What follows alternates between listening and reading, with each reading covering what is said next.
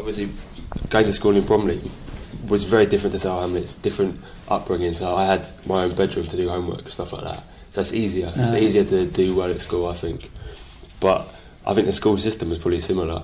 That you do maths, English, science, history, geography, and the way you get taught is very much reading, writing. It's very academic. And if you're not that sort of person, then you just completely drift and you just get lost. And there's nothing that's hooking you up for anything else.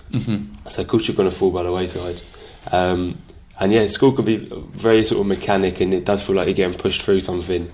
I mean, at my school, it was expected that everyone would go to university, but probably half the people who went didn't really want to go. They didn't. The subject they just chose because it was something that they thought was a bit easy or something like that. So I think schools need to be like much more. Needs to be much more diversity. What you could do, they need to value each student for actually them, what their skills are at the moment and what their interests are, rather than trying to like funnel everyone through the same sort of academic path. Yeah, because my kid, he's going to university. Okay. So he started it. I'll get him to see. Seriously, you've got And what happened? Even now, when I asked him, "What do you want to do?" He said, "I don't know." And I will also do youth work as well. So I met lots of kids. When you ask him, "What do you want to do?" I go A-levels. What do you want to do? I don't know. I'll be this and that. They have no clue what you want to do. That means they were just like, they're just doing the job because of they've been asked to do it and just done it. They don't know what to do. There is no passion for it.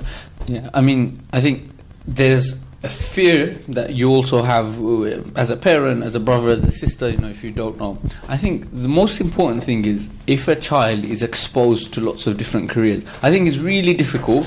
I think it's a problem in the education system that we are made to pick our degrees so early. I think 18, 17 is so early to actually know what you want to spend 3 years and £30,000 on student fees to study.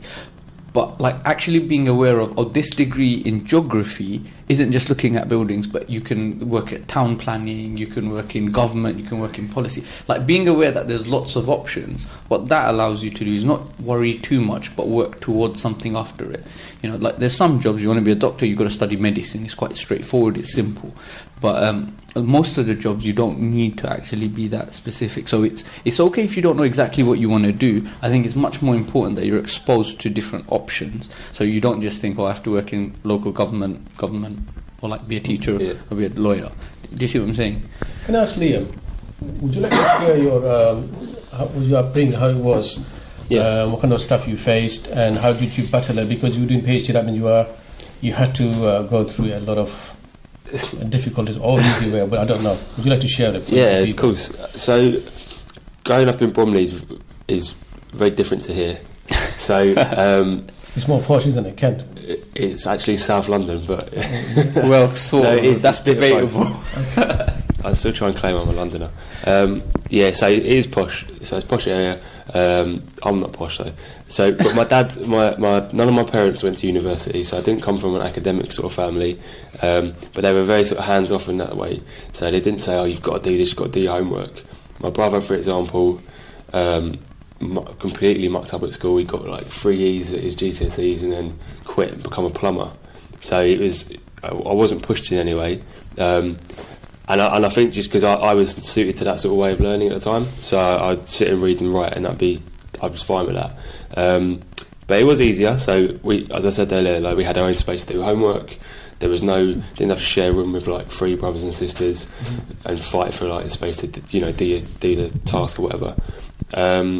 But yeah, I wasn't pushed in any way, and I think I sort of come to do a PhD more by accident rather than sort of really hard work.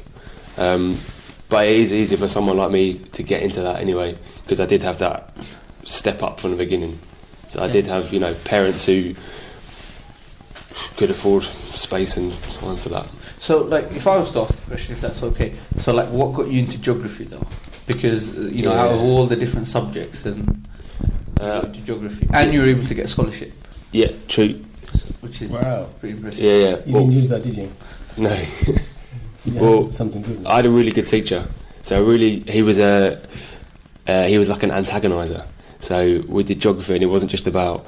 So you learn about rivers and mountains and all sorts. We should learn about inequality, learn about poverty, and because we were a class of all boys school from Bromley, thinking about the difference between like poverty in Africa and stuff like that is a world away. You know what you learn in geography? He's the one who practiced geography, because every time I see him, he's into the mountain. And down. I don't know how you linked up really. But so it was an antagonising teacher, and he pushed us as students to like really think about stuff and really care about stuff, and that's why I really like geography. Went to do it at university, and then someone said, "Oh, you should apply to do a PhD."